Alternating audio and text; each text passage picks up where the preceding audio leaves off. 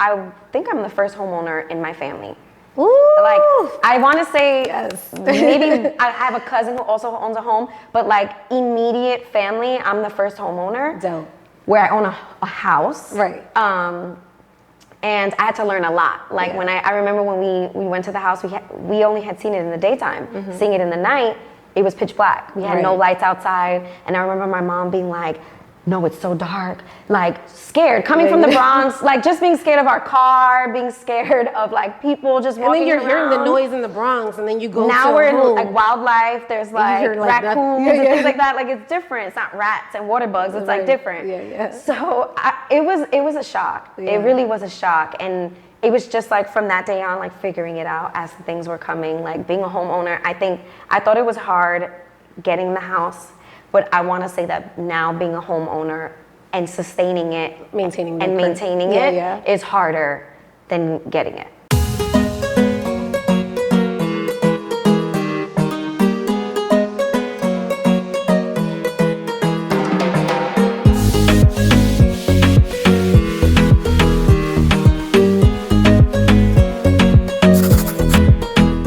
What's going on, guys? Welcome to Growing Up Latina. I am your host, Alyi V, and joining us today, I have Amanda Korina.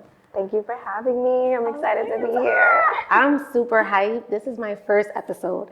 That's crazy. I'm honored. I feel flattered, so thank you. Shout out to you. Thank you so much. I reached out to Amanda like random, but so let me tell you how I met you.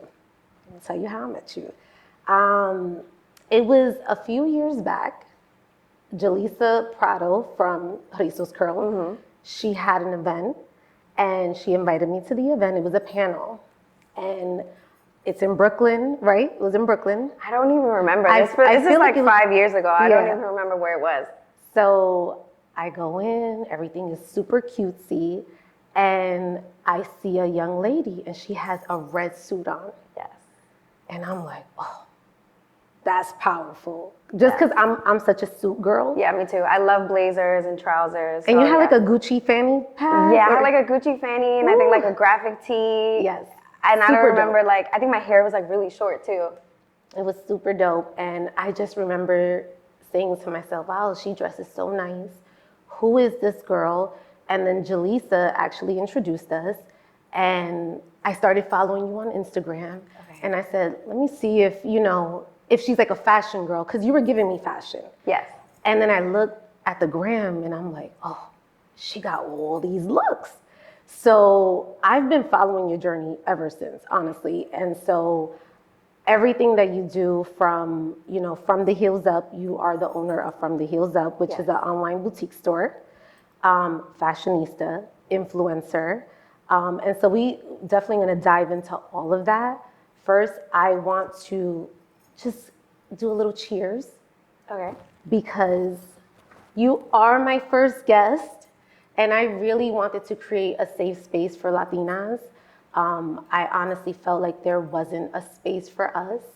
And for me, this is like such a special project that I'm working on. Yes. This is a passion project for me. And it's just very important that we share our stories, and we are heard and we are seen and we are on the forefront. And so shout out to you. Thank you. Cheers to you. Thank you for having me. Cheers. Thank you. A little rosé. Oh, that's good. I'm a rosé girl. Are you? I am. If I had to choose, it's rosé. Is that like your summer?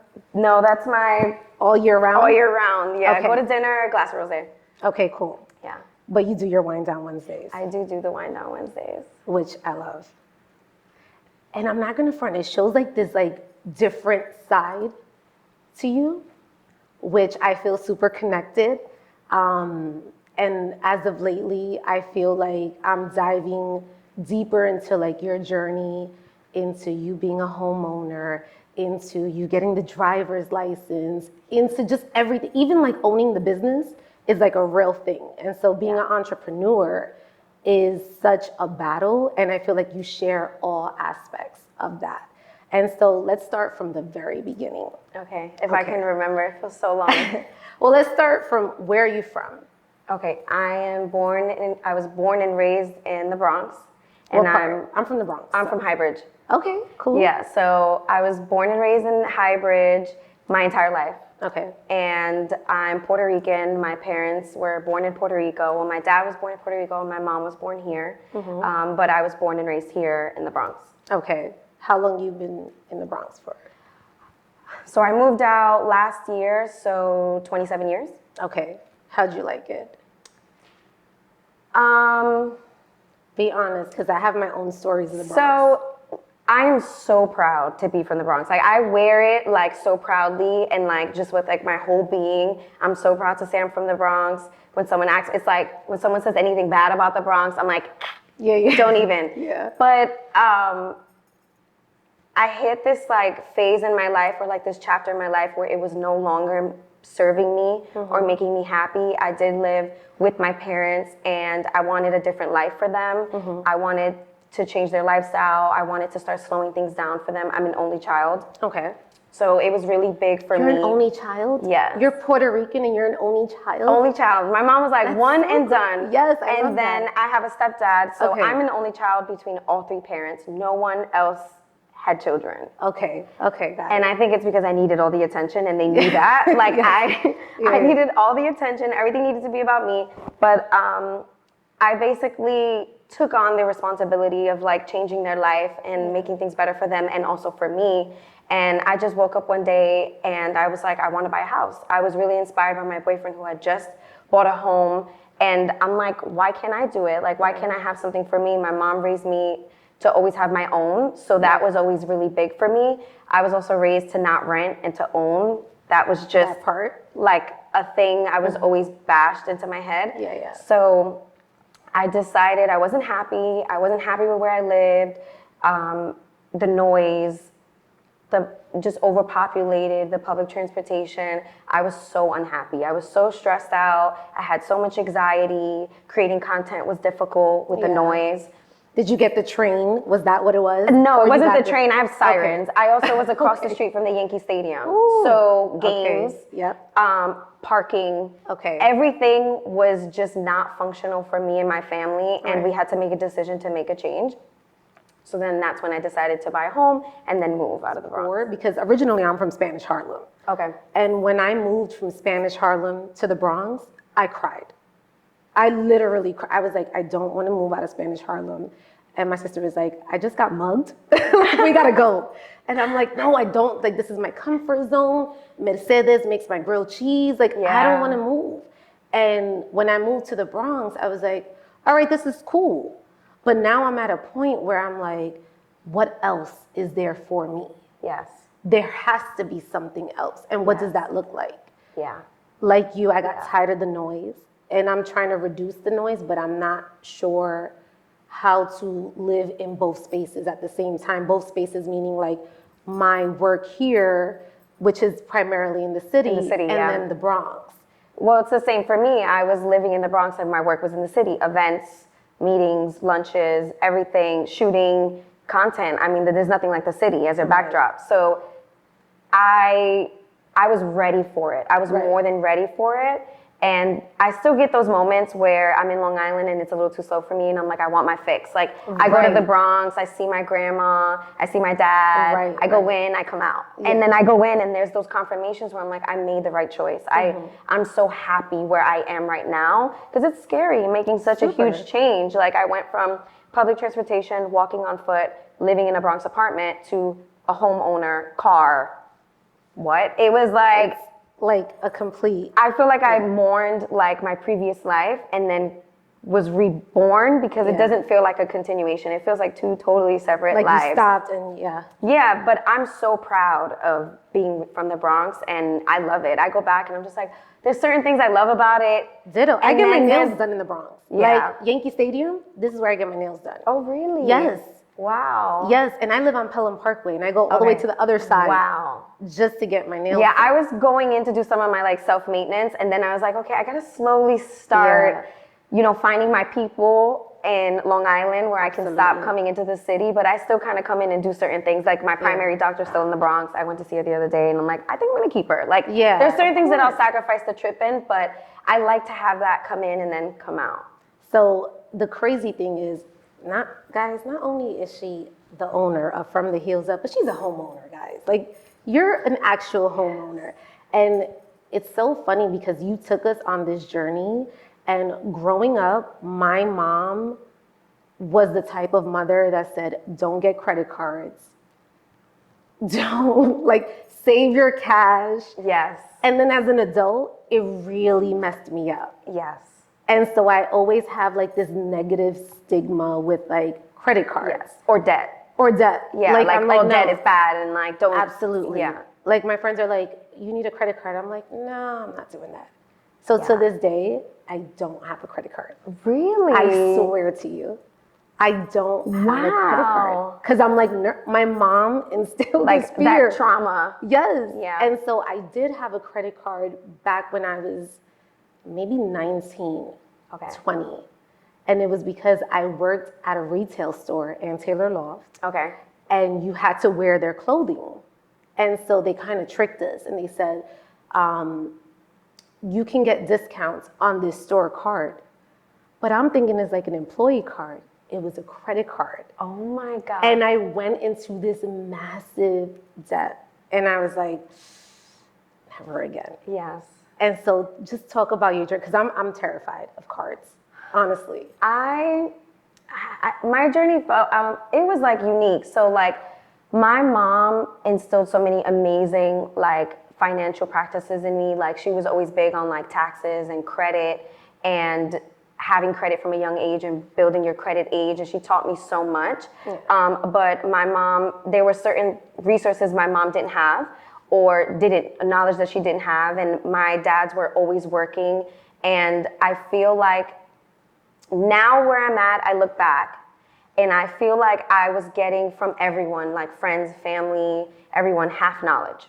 Okay. So I felt like people in my family would be like, you need to graduate out of college, go to college, and then buy something. Yeah. But then like, where was the whole process? Like where, like they didn't teach you that. They skipped that part. You didn't tell me anything else. Like you didn't teach me what a down payment was. Right. You didn't teach me, a loan. You didn't teach me interest rate. Like you didn't teach me anything else. It was like, buy a house, and then that's when you made it. Like that whole like ceiling, like, okay, you buy the home, American dream, you made it. That's it. And I had to learn on my own. Like I, again, was inspired by my boyfriend who had just bought a home, and he taught me and guided me so much, but we had two totally different journeys. So like I had consumer debt, I had credit cards. He never had a credit card. I had student loan debt. He went to college full ride. So I was able to take information from him, but then I also was on my own. Like I had to kind of say, okay, so I ended up going on social media, and I found a girl who talked about budgeting and finances, and I reached out to her and I said, can you consult me? I want to buy a home, but I don't know where to start. Right. I kind of started like that. Like, just I want to do this. Yeah. What do I have to do? And we sat down at a coffee shop, and she was like, what's your income? What are you putting into your 401k? Like everything. She dissected it layer for layer. And she was like, you want to buy a home, how much do you want to have saved? I told her the amount. She said, this is what you need to do. And she broke it down in such a seamless and easy way that I was like, oh my gosh. It was like eye-opening for you. It was very eye-opening about budgeting, saving, debt. Everything was so eye-opening for me. Okay. And from that day, I always will say, from that day that I met her, it changed absolutely everything for me in terms of financial literacy. Mm-hmm. I started being obsessed with it and reading it, speaking to people who were on the same journey as me, following accounts on social media who were home ownership accounts and things like that. Again, talking to my family, gathering pieces of information. Mm-hmm. I felt like a lot of people had knowledge, but no one was telling me how to do it. No one was giving me the formula or the guide or like, this is what, so I had to figure it out. Like no one was giving you a step-by-step on anything. No. But what was the most difficult part? Was it the saving part? Because for me, it's both. It was, I had to clear debt and then I had to save. So it took me a year to clear debt, and then it took me a whole other year to save. And then the temptation to want to blow the savings. For sure. It was 100%. it was so hard. I had to deprive myself of a lot of like travel, What about Uber Eats? Because I'm like a big Uber Eats girl. Oh no, I was like, my mom was cooking dinner. I was taking it to lunch. Good. I really had cut back. I was so disciplined. I was so dedicated for 2 years. And I was just like this goal. Like I had a 9-to-5, and my 9-to-5 income basically funded my life. And then I was also creating content. And that was, I guess you would say, full-time but part-time pay, and anything I was making there, I was like, this is saving my down payment. This is the money that's going to help me buy this home. And that's how I kind of split up like that income, and I was able to accomplish what I did. But I think that was the hardest part, discipline. Like saying, okay, I'm going to do this and actually doing it. Discipline is the hardest part of it all. Yeah. What about your mom? Like when you told her, like, I'm going to do this. Well, what was her reaction? I mean, it actually came from her. Like I was at work. I'll never forget. I was at work, and she FaceTimed me. We FaceTime each other all the time. And she's like, "Why don't you buy a house?" And I was just like, I never thought about it. We owned our apartment in the Bronx, so I came from a history of owning. I never rented. We never were moving constantly. I was super stable with my parents, and we owned. So I only knew that way. Okay, we own already. I can't own to go rent. I have to own as well. And my mom's like, you can like buy a house. And I was just like, I never thought about that. It never was something that I thought was an option for me. I had just graduated from college. I was traveling. I'm like, I'm living my life a little bit. Like, I'm just like living my life, partying, traveling. I don't want to really commit into something. But once she told me that, I became obsessive. It was like the idea, like the seed planted, it grew. I was obsessive. Just ran with it. I ran with it. I spoke to my boyfriend, and he was like, I'm in full support. Like, do it. And I was just like, oh my gosh, I'm gonna do this. Like, it was just okay. Tell me, Amanda, the first night you slept in your own house. Because that gotta be like a feeling. It was. Right? I honestly think that, and I say this all the time, so many amazing things were happening so fast that I didn't really process. I think I'm still in a state of shock at how much has changed in my life so fast that as they're happening, I'm trying to enjoy them and I'm trying to process them and say, oh my God, like this just happened. I worked so hard and this happened. And then it's slipping and I'm like, wow. Like I look back at the last 2 years and I'm like, what did I do? Like I did so much. Sleeping the first night was really, I think I was like smiling so hard. Were you like scared? You know how people go into new places? I was, because again, no one in my family, I think I'm the first homeowner in my family. Ooh. Like, I want to say maybe I have a cousin who also owns a home, but like immediate family, I'm the first homeowner. Dope. Where I own a house. Right. And I had to learn a lot. Like when I remember when we went to the house, we only had seen it in the daytime. Seeing it in the night, it was pitch black. We had no lights outside. And I remember my mom being like, no, it's so dark. Like scared, coming from the Bronx, like just being scared of our car, being scared of like people just walking around. And then you're hearing the noise in the Bronx, and then you go now to we're home. in like wildlife, there's like raccoons and things like that. Like it's different. It's not rats and water bugs. It's like different. So it was a shock. It really was a shock. And it was just like from that day on, like figuring it out as things were coming, like being a homeowner. I thought it was hard getting the house, but I want to say that now being a homeowner and sustaining it, maintaining it is harder than getting it. Getting it was definitely stressful, but like once you're in it, it's like, I have to pay this mortgage. Yep. And that's a real thing. And then everything breaks down all at the same time. And like those things are more important. And you don't have a super, you don't. No, like you don't like, and that's so funny you say that. That's a big difference because we had a super in our building and we had a water bug. I don't kill water bugs, but I would just call the super and I'm like, come in and kill this mouse, come in and kill this water bug. Now in our house, like it's us. We had to get a camera system and we had to put lights all around the property. It's just so different. I think now a year in, I can say that we're a lot more acclimated than we were in the beginning. We were just figuring things out, plumbing, washers, everything just like breaking all at the same time. And you're just like, what is going on? $400 here, $500 here. You're just like, oh my God. There goes my savings. Those savings. Yes. No, but that's good. You know what? Thankfully, you had education in the finance department that now helped you to where you are today. Yes, like knowing to have an emergency fund, knowing to have like rainy day funds, and just like things happen. Like when you own a home, things will literally happen to you at the worst time, and you're like trying to go on vacation. Oof. And you're just like, wrong time. Or like your car and the house is like at the same time. Things are happening in the car, things are happening in the house. Yeah, it's hard. You posted this on your IG stories today. Launch Fridays are always hectic as fuck. It's like everything in my life is urgent as fuck. Yes. And I'm a chicken without a head. Yes. I never understand. What are the most urgent things for you right now? I mean, whatever you can share and feel comfortable sharing. Yeah, so for me, what's been like so tough is like I do have my boyfriend and I do have almost a whole separate household. Right. And then I have my household. And I wouldn't say I take care of my parents, but I definitely take the responsibility of them. And I'm definitely like the decision maker for everything. I'm definitely the person who's like, okay, what needs to happen? And then like I'm the one that takes control over everything, doing the research and like figuring out how things are gonna get done. So for some reason, specifically this IG story on launch days, it's like every errand needs to be ran. Everything. Emergency. I mean, today I have construction happening at my house and my pavers around my pool are being done and the masons who were working on my pool messed up the pool.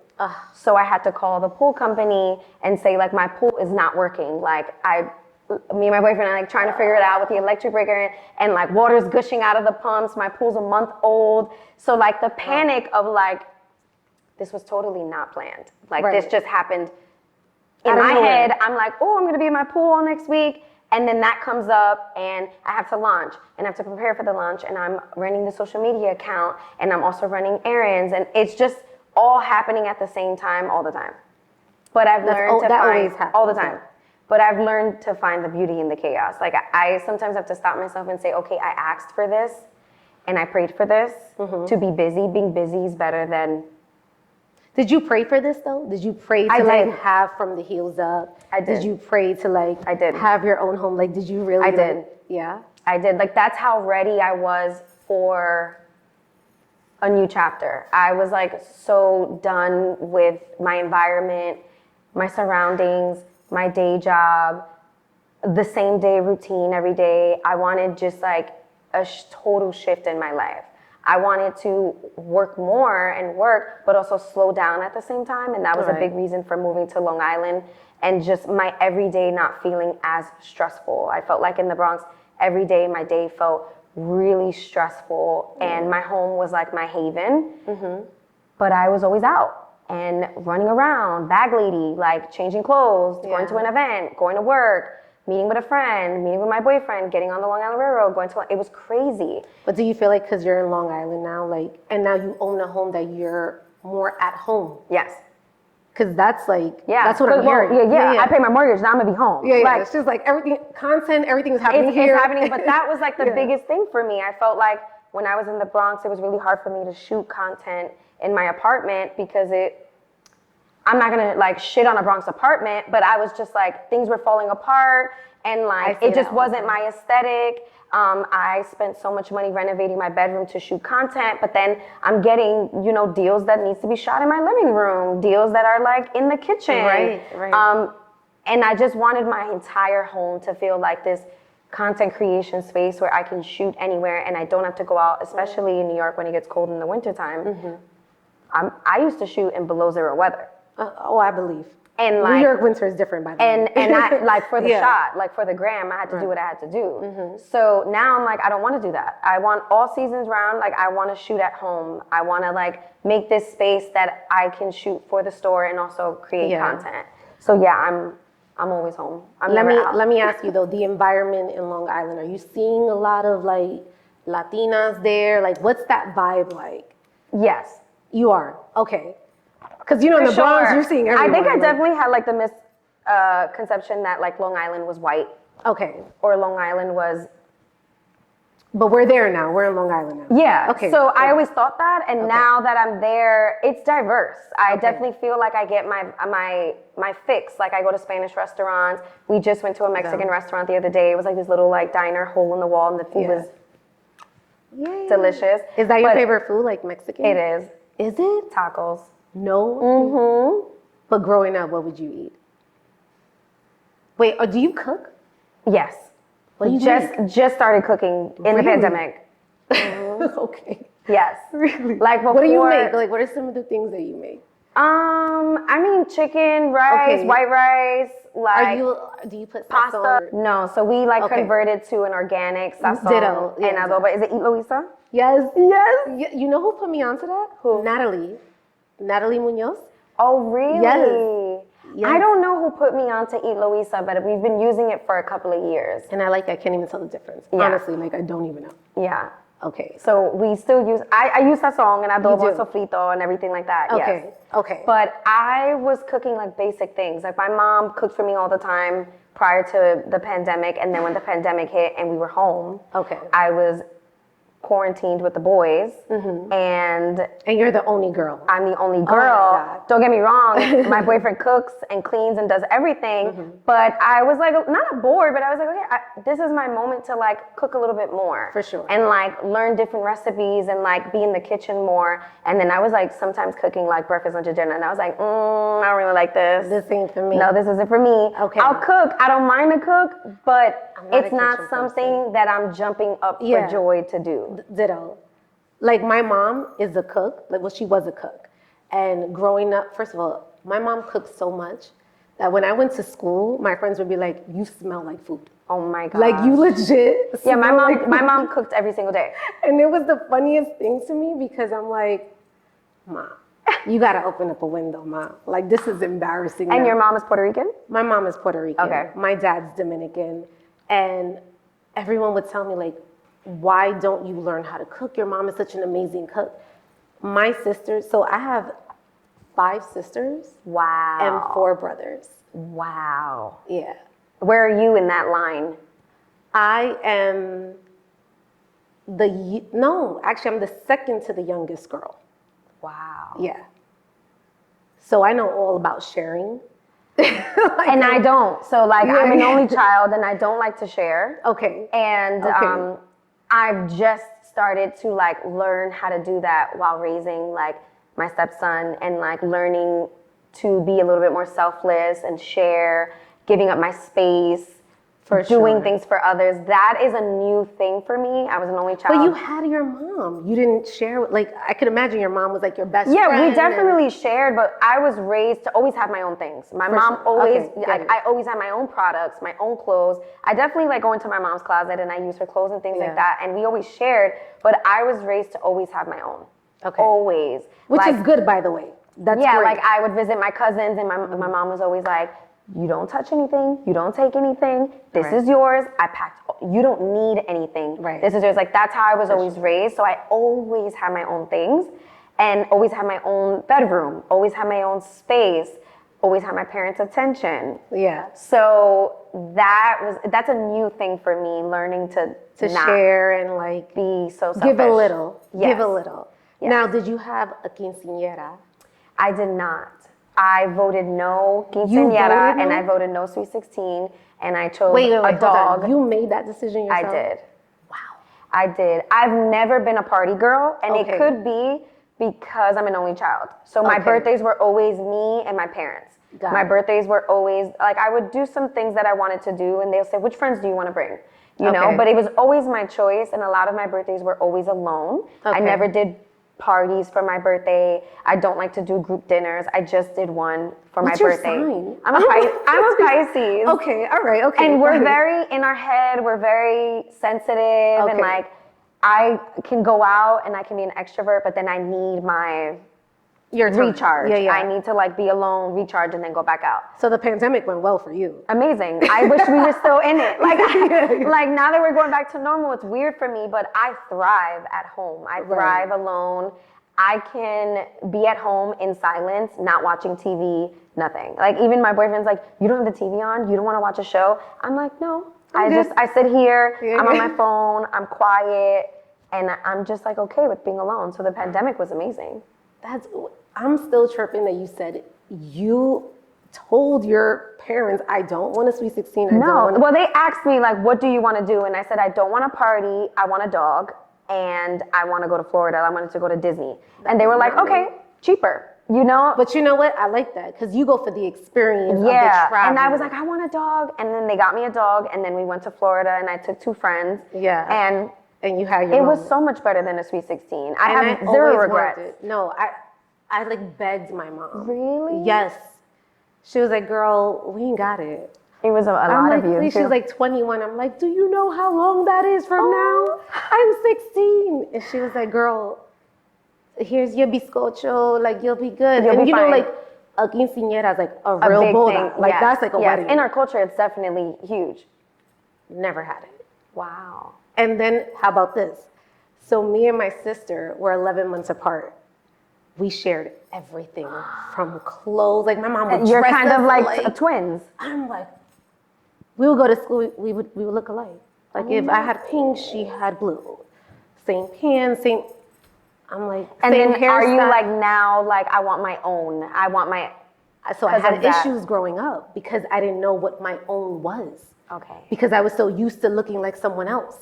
Because that's the way my mom raised me. So I'm like, damn, what's my style? Like, like, I went through that phase. Like, what's my favorite color? Like, what do I really like to do?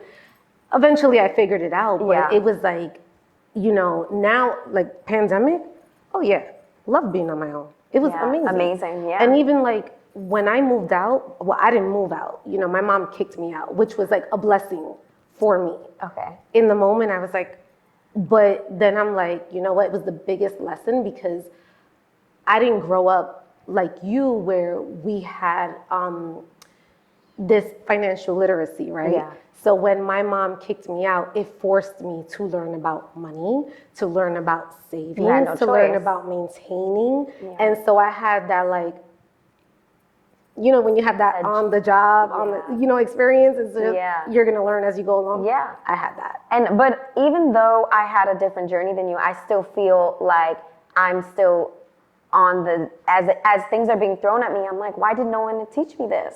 Yeah. And I had like a big issue with that when my grandma passed recently. Mm-hmm. When she passed, Latinos don't like to talk about death. Yeah, it's and they crazy. Don't like to set up their life. And we had to deal with that. That was like hard. My grandma didn't set anything up. We were constantly trying to talk to her about what she wanted and everything. Didn't happen. And was it because she was in denial, you think? She was. She never liked to talk about death. Never. And I think that she felt she was going to live like 1 billion years. Like, oh, we got this. Yeah. And we would just be like, no, it's not that we're pushing you to the grave, and it's not that we want you to think about death, but it's just that it's like it's such a selfless act to handle that while you're alive, so that the people who are still alive, your children, your husband, your wife, or whoever doesn't have to take. It's so hard. It was definitely hard grieving. Right. It's hard to grieve and then do that. And then that was my first like major death in my family or in my life. Everything was new. I was like, okay, well, what do I do now? Like, helping my mom make certain arrangements, making certain hard decisions that no one teaches you. College, family, I always felt like people would pass away and then like a wake was done and then I never wondered like how it happened and like what went into that.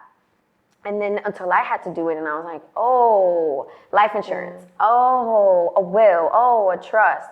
Yeah. Learning that so that I said, okay, now I know I want to make the right choices for my kids and for my husband and my parents, that if God forbid something happens to me, I make the right choices, although no one taught me.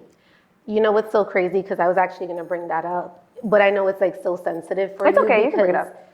You really shared that journey. And I thought the same thing. I said, I don't think I've ever had a conversation with my parents of like, what happens when someone is transitioning? Yes.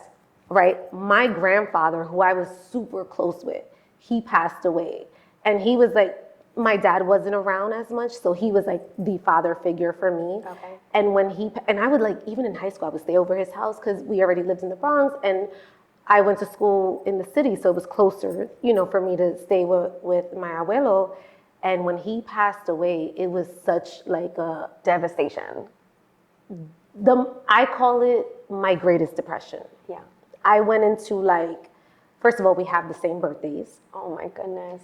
Last 3 years, we celebrated our birthdays together. I remember the last birthday we celebrated, I had a SpongeBob cake.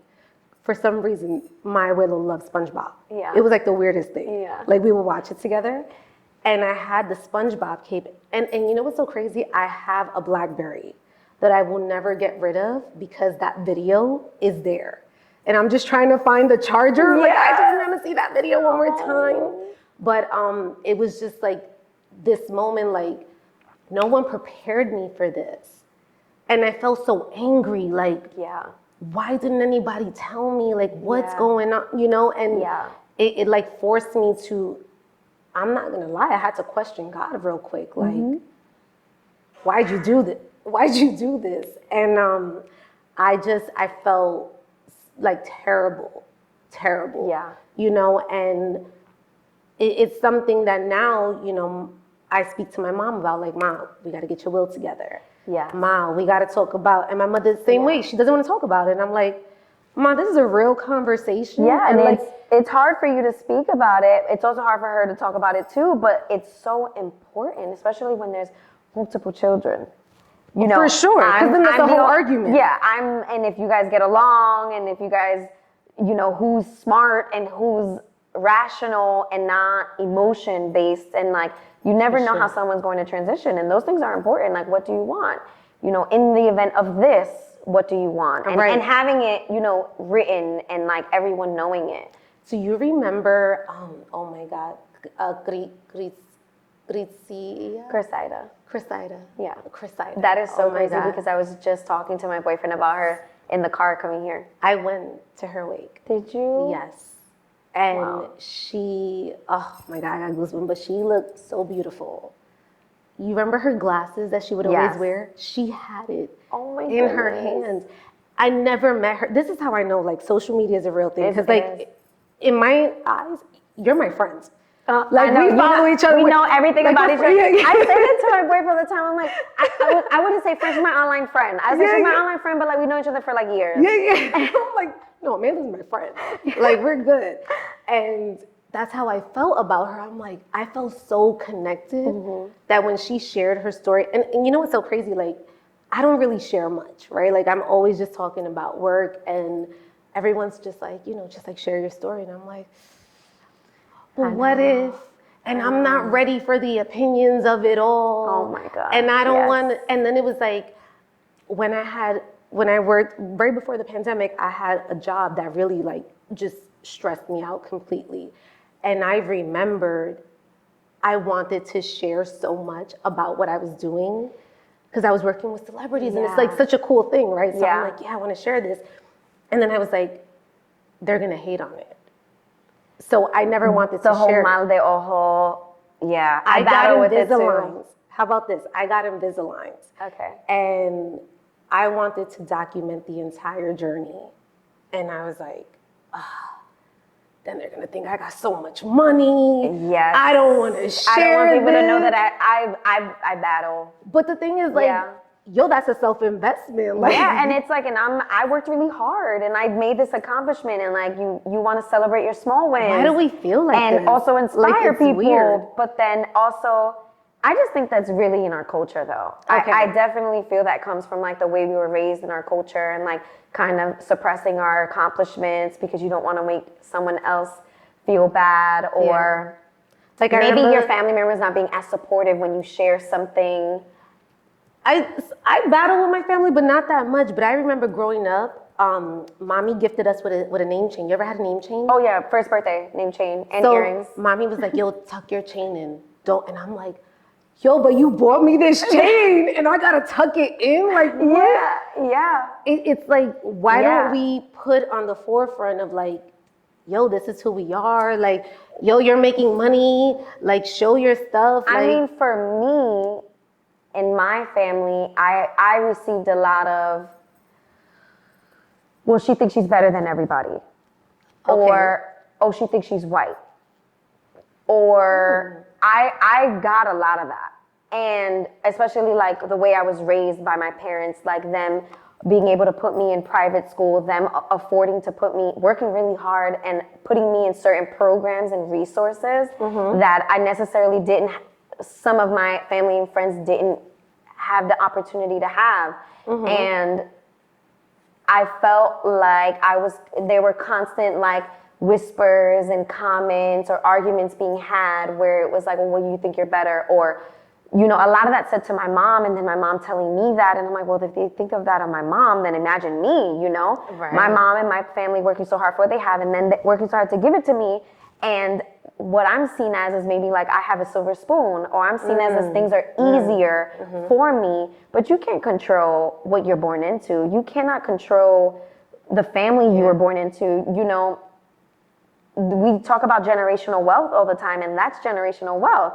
You know, like you sit here and you look at some people like, oh, well, they had it easy. You know, their parents left them a house. Well, that's generational wealth. Absolutely. And that's what we're all fighting for, I hope. And that's all what we're working hard towards. And maybe our parents weren't able to give us that, but maybe they gave us a little something. And then that little something now, with the knowledge and the resources, we were able to give our kids something else. That's right. And I wouldn't want anyone to look at my kids like, oh, well, you know, you think you're white, or like she thinks she's better. It's not that. It's just I'm living my life. I'm living my life and what was given to me and the blessings that God gave me, and I'm working really hard, and this is the life that I'm afforded. It doesn't necessarily mean that I'm better than anyone. It's just I can't control my circumstances. No, and I think that's why I always think it's important to document the journey, because I feel like people just see the end result, right? Oh, yes. So they just see like, well, you just got a home. Yes. But they don't see like that in between, like what it took for you to get the home. Yes. And some of the sacrifices that you have made. Yes. I didn't share the journey in it. I was talking a lot about like budgeting and saving. Right. And I think that clicked when I bought my home. They were like, oh, wow, she's been talking about this for 2 years. Right. I didn't want to say I was going to open houses. I didn't want to say that where I was looking, because it was a lot of unknown for me. I was learning, and I didn't feel experienced enough to educate others yet. I had not done it. Okay. I didn't want people to say, oh, well, are you like, how much are you putting down? Or where are you looking? Or like, what's the interest rate? And like, I didn't know that information. I was learning on my own, and I thought, okay, let me do it. And then whatever I can educate and share and my knowledge, I will afterwards. And that's when it happened. I said, okay, this is what happened. And this is what it took to get there. Yeah. But I think it's cool because you kind of always like, at least record your moments and then share it with us later on. Always. I try to. So I'm like, well, thank God. Yes, and that was part of the process. When we were going to open houses, I don't even know how many houses we started. I would record every single house, and I'm like, I'm going to do some sort of like montage and like add it all together and like share it in the end, because I enjoy when other people do it. Yeah. And I see so many influencers who share it when they're doing it. And I'm like, I'm in it. I'm invested. I'm captivated. I'm like, oh my gosh, like she went through so much and then she got there, and I enjoy it. So I hope that my followers and my community also enjoy it too. So I try. Yeah. But I try to balance with oversharing. Right. And then also you have to set a boundary to myself, which is hard. It is hard. So now I'm going to ask like my one controversial question if I had to, right? Because I'm ready. So, and it's just because I saw it. Yeah. Like recently in Natalie's IG, she was talking about Revolve. Okay. So Revolve is like this online company, online clothing, accessory. They sell so many things. Yes. I buy from Revolve. Yeah. But she was talking about it on the stance of an influencer, right? From the perspective of an influencer. Yes. They don't pay their influencers. Yes. They want things done for free. Sometimes I know. I know. So you're like an influencer, and this has been like your life. So what are your thoughts when it comes to, and we don't even have to say Revolve, but like companies like that don't pay the influencers, where you still have to provide the content?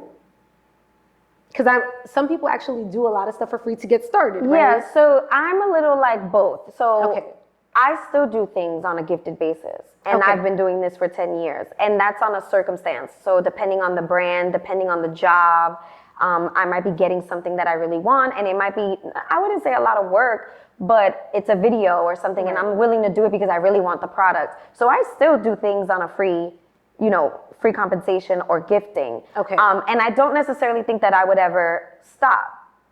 There are certain like speaking engagements or like things like that are my friends or people where they're like, look, I can't afford to pay you. And I'm like, no, I want to do it. Right. I want to be there. I want to talk. I want to be a part of that. Right. I do think when you're starting, you got to be okay with doing certain things. I did things for free for like the first 5-6 years. Right. And with just gifting, and sometimes not even gifting, But in the case of Revolve, I think the biggest issue here was the diversity, the lack of diversity. And Revolve has had a lack of diversity for such a long time that so this how do isn't we a shock. change that though? It isn't a shock. I think that comes, I want to say it comes from the bigger influencers. That's okay. I think that as smaller influencers, you can do but so much.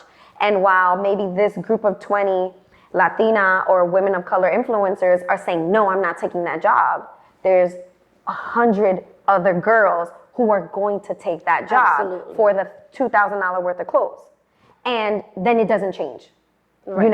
And then I know like with George Floyd and the movement, Revolve and the Black Squares and everything like that, and then they do their first influencer trip or they do Coachella, and then there's nothing that changes. So it's I wanted to think that things would change in that time where a lot of brands and companies were speaking up, and then now that we're seeing is that they're not. Right. I'm not exactly sure what the specific answer is or the solution, but you saw small influencers speaking up and then nothing was done. It was the small influencers who were speaking on stories. There was the small influencers who were advocating, and then there were the bigger influencers or content creators or YouTubers were silent, and nothing was changed. I think that I would love to see bigger. Some influencers that are on that trip say, no, I'm not going on that trip until due to this. There were bigger influencers who were speaking on the back of these companies who were like, no, I'm whatever, Asian, whatever, and like whatever. And it's like, yeah, but you're also thin and tall, a size 0. You are a percent of diversity, but you're also not all the way inclusive, So I want to say it comes from the bigger higher ups to kind of recognize that change and really speak up. I don't think that it's our responsibility to do that. We already carry so much responsibility and weight. I go into rooms all the time and I'm the only person of color. Right. And I am like a white passing Latina. You know what I mean? Yeah. So crazy. I walk in and I'm like, why is there just me? And I'm uncomfortable. Right. And it's still happening today. Or, I go in and my one Black friend is the only influencer and my Asian friend are we the only diversity, and we're just like, why are we at the end of the table too, And you're just like, it's why? one of those things too. And I always tell people, like, even in the Latino culture, like, there's still racism here. Oh yeah. Oh, absolutely. Like, I'm Puerto Rican and Dominican, absolutely. And our cultures fight. Oh yeah. And I still don't understand why, because I'm like, clearly my mother loved my dad. There was some sort of chemistry there. Yeah. But it's like a real thing. And did you experience that? Because you are fairly on the lighter side where people will say, well, she has like that white privilege to her. Because that, like, colorism is like a real thing in our culture. Absolutely it is. I mean, I definitely had, you have that saying, and I don't know how it's said in Spanish, but where it's like, clean your race and like get with a white person, and like that whole stereotype where they say certain things or who you're interested in or who you're dating. I always had, extended family who would say certain things like that, and you get raised with those like types of conditions. I never really experienced it myself where I was necessarily like called out on it or anything, but I've always been very aware of what's said and the stereotypes. I'm always the one in the family that's like, don't say that, that's not okay. Why'd you just say that? That's not okay. It's uncomfortable. Don't say things like that, But I think our generation is changing that. I think that we're more aware of the things that our family and the people in our family taught us and were saying to us that we're not necessarily okay. I think that we all have something to work on, and we're in that process of being aware of it, admitting it, accepting it, and then changing it. I think that going forward, I hope in our culture, there is some sort of change. Right. You know, I often speak about my experience in high school because I did go to performing arts high school, and I loved it. Like, I literally told my mother, listen, I will rather like take my GED than go to like a regular high school. Like, I need to be in the entertainment field. And I had the most difficult time in acting school. Oh, okay. I really, really, really wanted to be Juliet. Like, forever. It was like the one role I wanted. Yeah. I'm like, I want to be Juliet. So, and I auditioned, and I remember I had this one coach, this acting coach that was like, it's that accent. And that crushed me. Yeah. Because you still hear it. Yeah. But you could go to all the coaching. It's weird. Whatever you want to do, but it comes out. It comes out. And it's a little bit of just like Spanish Harlem in the Bronx and like being from New York. And then a little bit of obviously your culture, and you can't really suppress one of the two. Like, I don't necessarily think when I speak, I sound Puerto Rican. I don't really. But do you get like, you're so New York? Oh, immediately. Okay. They're like from the Bronx, something like immediately, because I think that that's more what pops out. Right. I'm from the Bronx, and it might be like, I definitely seem Latina. I think that they always know that I'm Latina, but depending on what I'm wearing or where I am, I so pass as a white girl. I so pass as Italian. I've gotten that so many times in high school. Right. Everyone was white, and I went to a private school, so which is a handful of Spanish and black girls. It was an all-girls school, so I definitely passed as Italian. Right. And I was just like, okay, maybe my nose, whatever. But then in certain environments, it's like, oh, she's super Spanish, super Latina. Like, what does that even mean? I don't know. Like, when you were in school, did you take Spanish as a second language? I did. You did? I did. So me too. But then I also felt like, damn, maybe I should have taken French because I knew Spanish very well. No, my mom didn't give me an option. I had Spanish, French, and Italian as options, and I wanted to do French. She was like, absolutely not. Why? You don't speak Spanish. You need to do Spanish. And like I said, everyone in my family spoke to me in Spanish. Okay. So my mom spoke like Spanglish. I would say she spoke a little like hood. Right. Puerto Rican, a lot of cursing. And then my dad definitely spoke in Spanish, but my grandparents spoke to me in Spanish. Okay. And I think that's where I learned the most of true, authentic, Puerto Rican Spanish. So my mom was like, no, you need to learn how to read, you need to learn how to write, you're going to take Spanish. And I'm happy that she did, because it definitely, at the time I wanted to do French because I was like, it's romantic. And, it sounds just like sexy. But then, no, I needed Spanish. Like, what? I don't speak Spanish. So I learned how to read and write straight A's, obviously, because I was always around hearing it and it was very easy for me, but I'm still not confident being fluent. Would you ever take Spanish classes in your adult life? I honestly I would. I actually would, but I think that for me, it's not the classes, it's the practice. It's the discipline to say, okay, I'm gonna only speak in Spanish. This household is only going to go back and forth in Spanish, which I've never done. I'm still a little comfortable doing, even with my mom. Sometimes some words I flip-flop, I only know how to say in Spanish. Or they sound better in Spanish. I always say than English. There's certain words that you can only say in Spanish. Yes. Only. Now, your stepson. Yes. Jay, right? Yes. So adorable, by the way. So cute. So cute.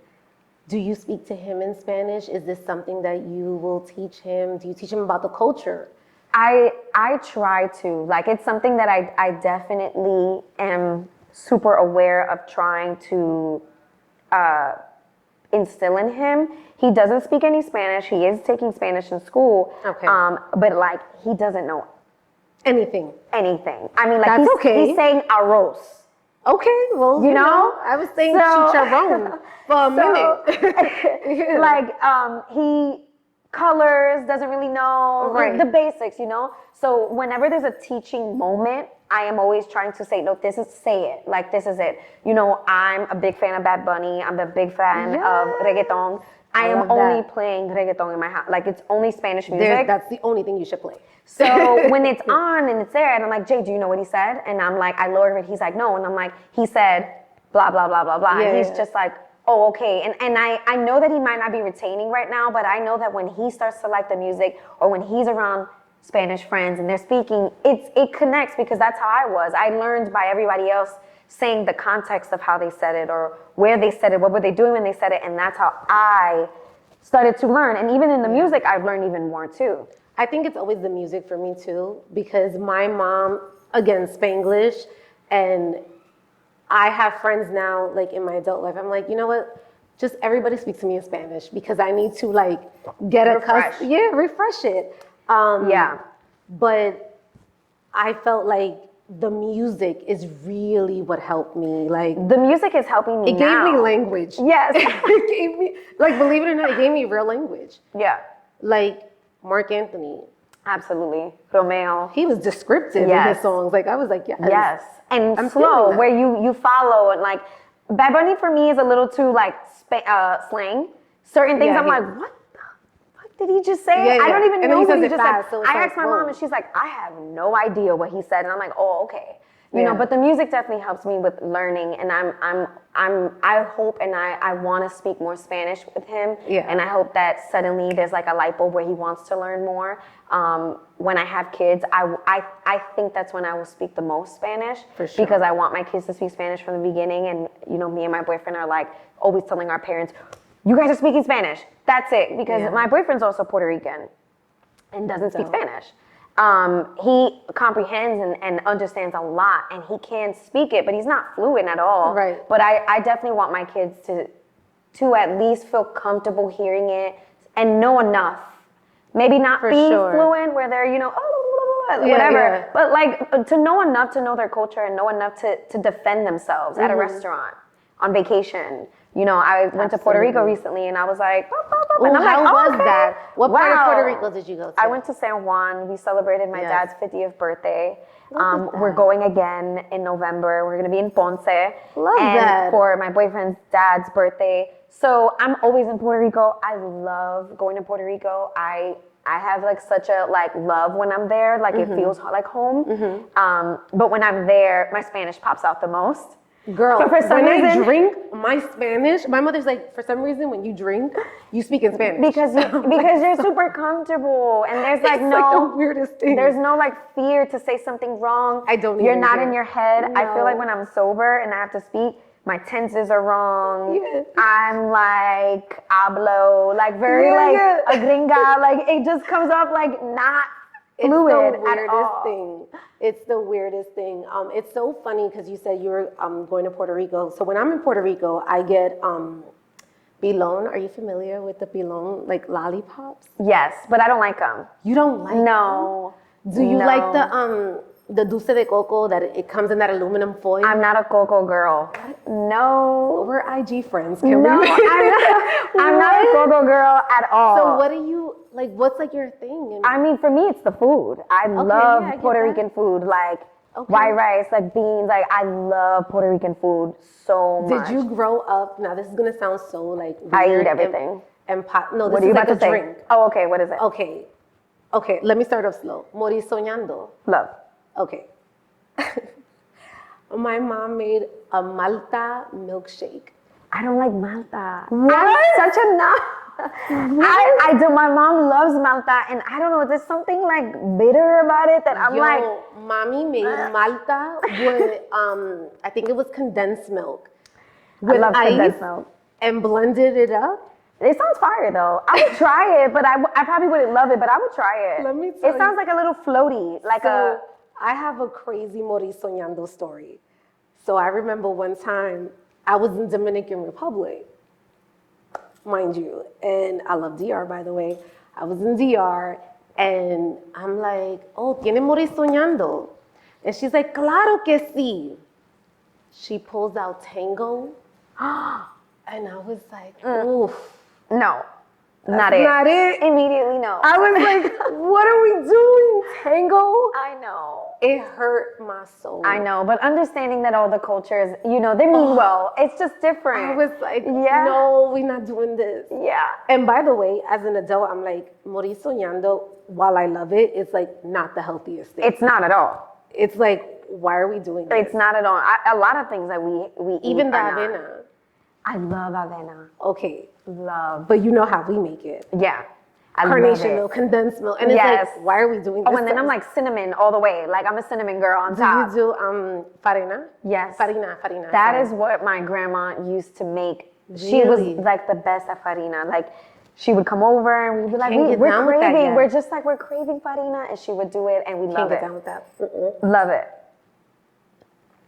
What about pegao? No. Really? Don't. Why'd you make that face? No, because I know so many people. I know so many people who love it. Well, I know like it goes both ways, pegao or con con, but like I don't love it. I don't like it. Oh no, I don't like it. It's the burn. But my sister will literally. I know my dad will scrape the pot. Like we leave it just why for are we doing this? And I'm just like, no. I'm like, first of all, that has so much salt. I know. I'm not doing it. But it's just burnt, and it's hard. And I'm like, I want like medium. Do you do arroz blanco, ketchup, and huevo frito? Yes. You do? Yes. That was me and my mom's doing all the time. Do you like the eggs with the yolk is like coming out? It depends what I'm in the mood for, but a little bit more cooked. Okay, I'm not. But I always say like that was our struggle meal, like all the time. Like we would say when we didn't have anything in the kitchen, my mom's like, "You want white rice and an egg?" And I'm like, "Yeah." And you see me with the ketchup, like just like dousing it, but I still eat it. I love it. You know what's funny? I love white rice and an egg. So mommy used to make arroz blanco with corned beef. Okay. And I would be like, Mom, that's jail food. She's like, girl, do you want to see jail food? Like I love corned beef. My mom makes the best corned beef. Like it is so good. Is that like your favorite? What's your favorite Spanish food? Like ever? It's definitely like white rice, red beans, and bistec. Like just good. And saboyao, like with onions doused, like just that's my Puerto Rican. Like anywhere I go, that's what I get. Yeah. Any Spanish restaurant, that's what I get. I love that too. My thing is like Cuban food. Okay. So my thing is like the churrasco. Like I do like the steak, but I don't like it as thin as we do it. I love it thin. I don't like it thick. No. Like I go to American restaurants. What about bacalao? Do you like bacalao? I do like bacalao. Okay. But I have like a little trauma with bacalao. I went to Puerto Rico. What's your trauma story? I went to Puerto Rico with my uncle. We were there for like a really long time, and we were staying in his wife's mom's house, and she cooked every single day. And I don't know if she just had like an abundance of it, but like we had bacalao for like breakfast, lunch, and dinner for multiple days. That the smell of it, I was done. You know when you're just like, eating something consistently, that I honestly don't think I've had bacalao since maybe like a little close to that. I was a kid, but I love it, but I was traumatized. Like it goes back to just like eating it every single day and not wanting to eat it. And being forced. Like my uncle was like, you are not leaving this table until you eat everything off your plate. You know, my mom used to do that, and I'm like, but I don't want anymore. I got it all the time. Like she's like, no, you're gonna sit down and you're gonna eat your food. I'm like, I don't want to. No, like literally, I never had an option. I eat everything. Though I wasn't a picky eater, but my mom is like, this is what I made. This is what's on the plate.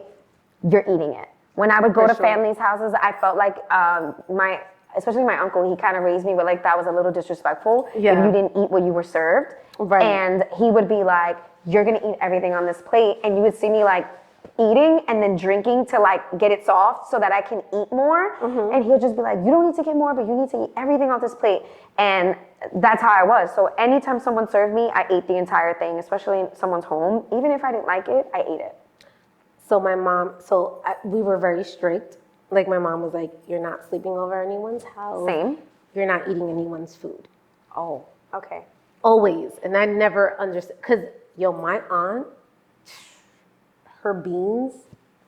The best. She was like, my mother was like, you don't eat anybody's food. And I'm like, I'm hungry, Mom. But why? Like, what was the reason? I gotta bring my mother on this show. Like, I think you need to like sit and talk with your mom and be like, what was the reason? Because Not a clue. She was like this strict mom. Wow. Like, she was the mom that, like, I went to elementary school across the street from where I live, and she would do that whistle. And you knew you needed to come home. And I'm like, yo, that's so... To this day, I know kids from high school. Who know you by that? They be like, you remember when Martha? I'm like, I remember. You don't got to bring it up. Trust. But I did want to bring up, because I had really long hair. Okay. And I'm looking at your hair, you're letting it grow out. I am letting it grow out. But when I met you, you don't remember, but when I met you, you had like this like very chic, sleek bob. Yes. Now, when I grew up, it was like this thing where it's like, you can't cut your hair. Like, long hair equated to like beauty and like, For sure. And then when I saw you at that panel and you had your short hair, there was like this confidence in you that I'm like, ooh. Yeah, I'm keeping my hair short. Me with short hair is like different. Like, I always had, like, my hair was once way shorter than yours right now. Really? In high school, like a pixie almost? Like, yeah, like I was getting shape ups at the barbershop. Like, it was like legit. I went through that little moment. I was like, I can't do it. And it was so liberating. I'm not like attached to like things of like beauty. Mm-hmm. Like, I've never been one that's like, my brows need to be a certain way, or like my hair needs to be a certain way, or my nails, like, my people like fuck up my stuff all the time, and I'm just like, whatever. Like, I'm not like attached to it. But my mom had short hair when I was younger, same, like super pixie boy cut. And I remember her having it, and we looked alike. And I remember I went through like a really bad high school experience, and I was like, to me, my hair was like the dead weight or like the bad energy. And I went through this like, chop it all off, new chapter, going to college, new friends, new everything, just like a new me, chop it all off. And it was like I donated the hair. It was like, did you? It was like 12 inches worth of hair. What? My hair was super long. Like, you would sit on, you practically It was sit long on in high school, and then I chopped it. And honestly, since then, I've always gone like a little bit long, but always go back to the short. And I'll get to here, then I get bored. I like this. No, this look is And then amazing. I'm like, here. Yeah. I always like go back and forth, but right now I'm like, I haven't had it long in so long. That you just want to see what now I'm like, okay, I want to do something else, layers. I did a little curtain bang, and I'm like, I want to leave it long. But I always say, I'm like, once I have a kid, I'm chopping it. And it's like, new mom, new me, like, just like. You got all these plans. I literally like, I planned the whole thing, and I'm like, when I have a baby, like, I'm chopping it. Because it's like, there's something that's so, I feel so confident. I feel sexier, honestly, with shorter hair than I do with longer hair. I always say that. I feel like a little girl a little bit with longer hair. I just feel like with shorter hair, I feel like a woman. I don't know how to explain it, but I just feel like, okay, I feel super confident. I feel like a woman. It's easier to maintain. Right. It looks so good, like edgy, with like certain outfits that necessarily long hair just. But at least you have the option to put it in a bun. Exactly. To do like all these and that's the thing, the awkward phase of growing it out and going from that to here. That's what I'm going through. It's tough. It's like. It's hard. Imagine, you know, when you like take out your eyebrows a little too much and you gotta let it grow out and you're like, oh, that man. in between awkward phase, yeah. Like, so crazy. You know what I used to do growing up? So, because I have blonde hair, I used to bleach my brows. Why would you do that? And now these shits don't grow back. I don't even need to pluck them. They just don't grow. It stopped the growth. I don't know what moment I was trying to give back then, but I was What color was it, like a blonde? Like it was the color of my hair. You could have just dyed it, just like box dye.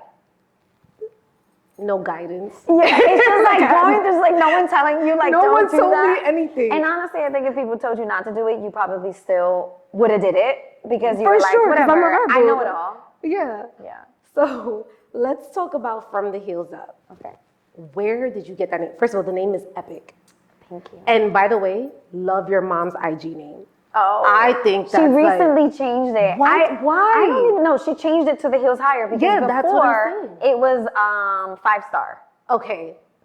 And like thinking back, it was like, it's a little like ratchet. Like, why'd you have 5-star? Like, you know, but she changed it. I really can't remember like why she changed it recently, who gave us the inspiration to change it. I'm like drawing a blank right now. But she changed it to the heels higher because it went with mine a little bit. I love that. Yeah. So from the heels up, this is like your baby. Yes. Which, by the way, how do you select your pieces? Because I love all of them. I think the biggest thing, obviously, I wouldn't say that there's nothing different between me and another boutique, but like realistically, like there's so many online boutiques. I am always going for like statement pieces. Love it. I shop online. I know what's out there, and I'm always like, okay, I've never seen this anywhere else. This doesn't look like anything else I've seen anyone else wear. I don't see this anywhere else. I'm constantly researching like and seeing who else has things and what everybody else is shopping. I'm always trying to get trends. But it's always statement that just like, do I die for that? Like, yes, would I wear that? If I wouldn't wear it, I will not. And I always say that about pick it for the store. Like your IG, you never promote anything that you yourself wouldn't use on a daily basis. No. Which I love, because I'm like, okay, well, if Amanda put it on her IG, like, I know it's real. Well, because it's like fake. Like, I just wouldn't, it doesn't resonate with me. And then, like, I'm super, like, emotion-based. Like, things have to, like, I have to love it. I have to, like, support it, like, invest in it and be like, I love this. Like, I'm obsessed. I have to die over things. So, like, when I'm picking for the store, I see things and I'm like, die. Need it. Like, and I see myself in it. I see what girls loved, or I see what girls are asking for, and that kind of plays a part in it, but that's generally how I pick the pieces. By the way, your shipping is like A1. Thank you. I try. I'm like, I gotta come for Amazon. Super quick. I gotta come for Amazon. No, it's like quick, girl. I'm like, I just ordered this the other day. I try. So I love it. Where do you see your brand going? Like, what is the next step? The next step for sure is hopefully designing.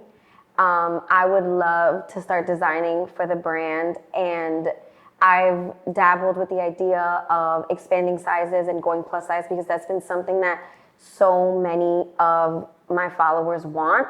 And when I do have those certain pieces that come in XL, they're just like wearing it, and like they wear it the best.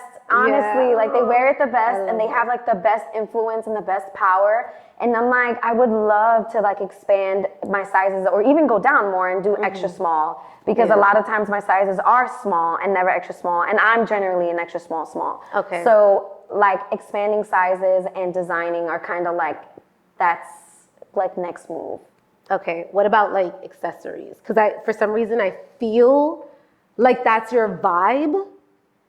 But I don't know. Like, I'm definitely an accessories girl. Like, I love bags, hats, sunglasses. To me, that makes the outfit. Okay. But I know from a business point of view how much harder that is. No, for sure. 100%. And I like, especially like shoes. There's like returns. You know, that's hard. Yeah. Certain aspects are hard. I think I want to kind of like master and just become a little bit more of an expert with the clothing. And then if I did want to expand, I'm not closing that door. But I also have always said I wanted to do pajamas. I see that. Obsessed with pajamas. No, I see that. Sets, loungewear, that's always been something that I love and wear generally almost every single day. And that's something I want to branch off to. Would you, and I don't know, because I've always seen like your brand and I'm like, she models all of her clothing, which I love. Would you ever do a campaign shoot where you have several models? Yes. You would? Yes. It's been something I've been like talking about lately and wanting to do. I've been doing it myself for 2 years, obviously for cost, you know, from a business point of view. From a business point of view, like it's just more cost effective for me to do it and it works. But I've lately been like brainstorming and like really like doing the research and thinking about having other girls model. I have girls DM me all the time. Like, if you need me, I'm here. If like I want to model, Amanda, if you need me, I am here. I get it legit. All the time. Like I will do it for you. I get it all the time, and like I even like I have girls who are like, I want to work for you, and then like I screenshot their names and I try to remember them so that when I'm ready to do that, and I've been doing it now 2 years, and I'm now at the stage of like, that's my next. Those are my goals. Those are my like next moves, and God willing, they can happen.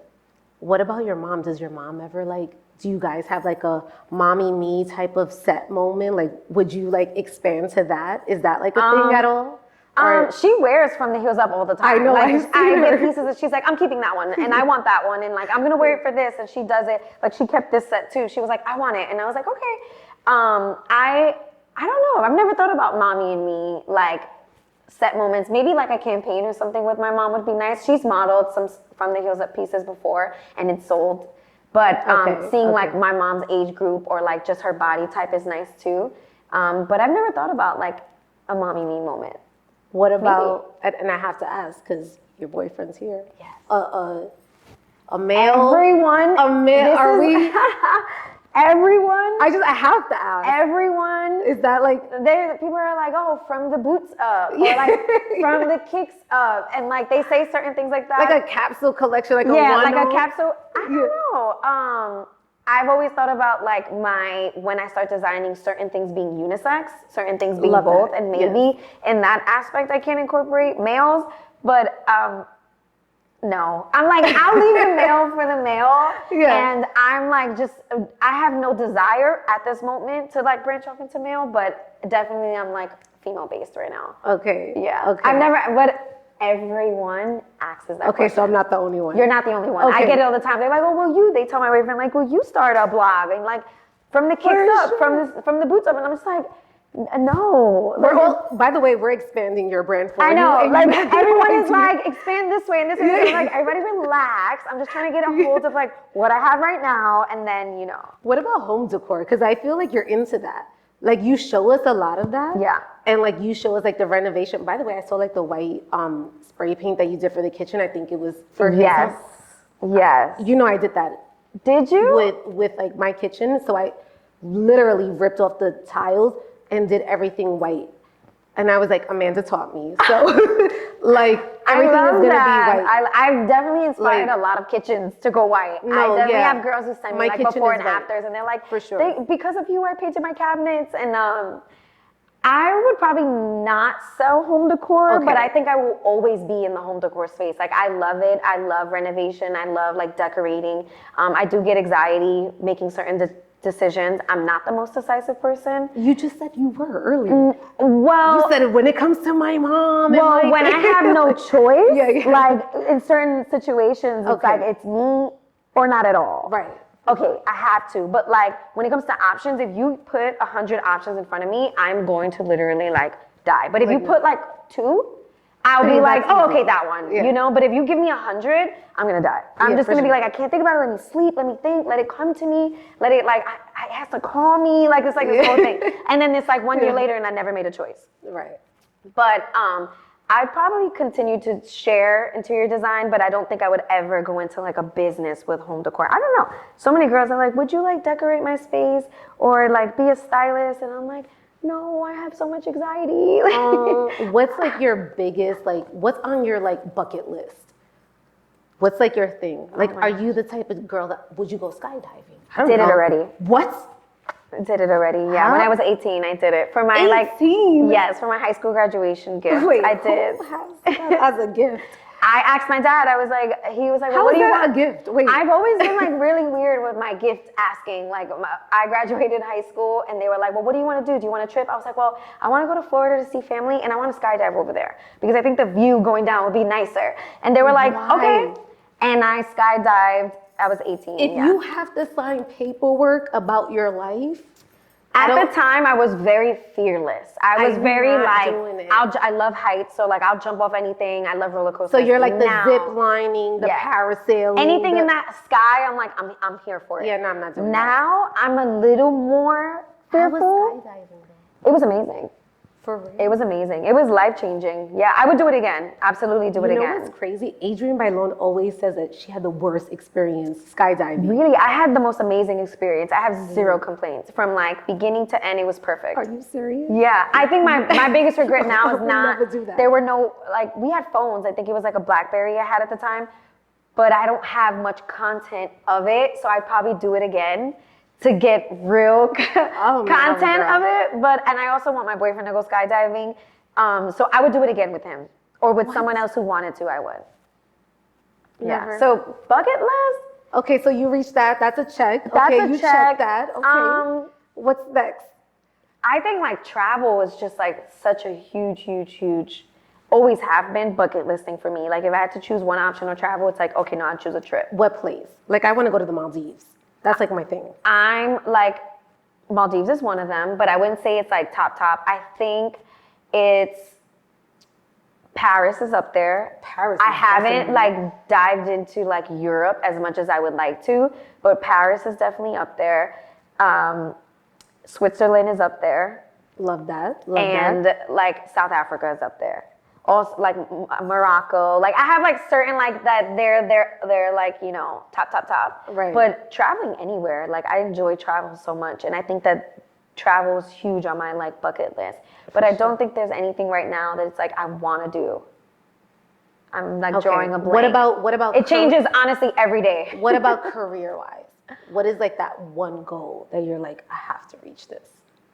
Oh my gosh. Like for me, I'll tell you right now, I want to interview J-Lo and I want to do the Rock Nation brunch. Have to. That's a good goal. Those are my goals. And then I'll say, okay, I'm good. You want to interview J-Lo or just meet J-Lo? No, I want J-Lo here. Oh my God, I would die. I want J-Lo for Growing Up Latina. Everything. I would cry. And then I would call you like, Amanda, you have to come on set because I have J-Lo here. No, I would die. Literally. Okay. Yeah. Yes.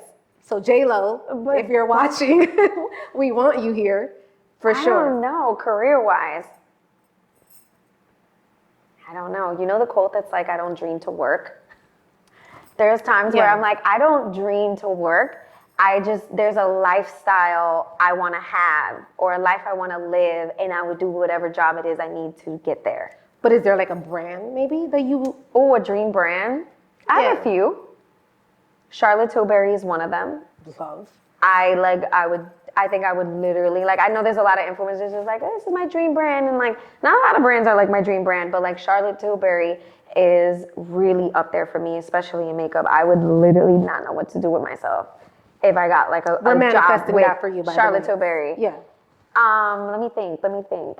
I definitely think like the powerhouses or like just the designers like Prada, Fendi, Gucci, like even like being close to that would be like dream for me. And I think that would be like my top, like clothing and then makeup. Dream car. Oh, Range Rover. Ooh, immediately. I say the same thing. Immediately. It's always been. I need an all black on black. Yes. I say the same thing. It will happen. I know. I feel it. I'm like, it will happen. I have that on for my me. vision board. It Seriously. My last vision board was like a license and like just a car. It was so funny because I didn't think I was going to get a car last year, but it was on my vision board. And I put the car for my license. It wasn't necessarily like that car in the future, but I put a car and I put a license, and I ended up getting my license and a car. So the power of your words and like what you manifest, but I dream car is a Range Rover. Maybe after I get that, then I'll have another one, but like that's it. I don't care for cars or like luxury things like that, but Range Rover. Now let me ask you, this will be like my last question, even though I could continue this conversation. I can continue chatting all day too. So actually it's like a 2-part question. Okay. So what would you say is the best thing about being a Latina? Okay, maybe it's 3 questions, and then that's it. I promise that's it. It's so funny because like, I really want to say the sazon in the sense like, just like the flavor or like I truly feel like our drama, our animations, our like the way we speak, just everything. I don't know. I wouldn't say it's one thing. I just think it would be the flavor, like what we, like, you know, like what we bring. It's just that. I think that would be, I'm so proud to be Latina, and I think that is it for me, just all of it. What would you say is the most difficult part about being a Latina? I would say for me, in my situation, I feel like I'm never one, I'm in the middle. I'm too much for one thing and then too much for the other. So like I'm born in New York, born in the States, so I'm too American to be Puerto Rican, and then too Puerto Rican to be American, where I'm with other, you know, white people, and they're just like, you're so Spanish and you're so Latina, and like you're like extra and you're loud, and I feel like I'm always like not enough for one thing, and I think that would be the hardest thing, I would say. And then my last question is, what does it mean to you to be a Latina? What does that mean? So I asked you the best, the worst, but now what does it mean to you? To me, it means being proud. I think that especially for Puerto Ricans, we've had a super tough time. So for me, being Latina means being proud and owning it and like living it. To me, that's what it means to be that. Thank you, Amanda. No, thank you for having me. Thank you so much for being my first guest. I can't believe I'm your first guest. I'm Growing Up Latina. Yeah. Are you coming to my launch? Yes. Tell me the date. September 15th. We're kicking off Hispanic Heritage Month. I'm going to send you all the deets. Okay, I'll be there. Awesome. Thank you. Yes, thank you for having me. Tell everybody where they can find you. Yes, you can find me at Amanda Korina or at From the Hills Up. Yes, thank you. Yes. Thank you. Cheers. We got to do one last cheers.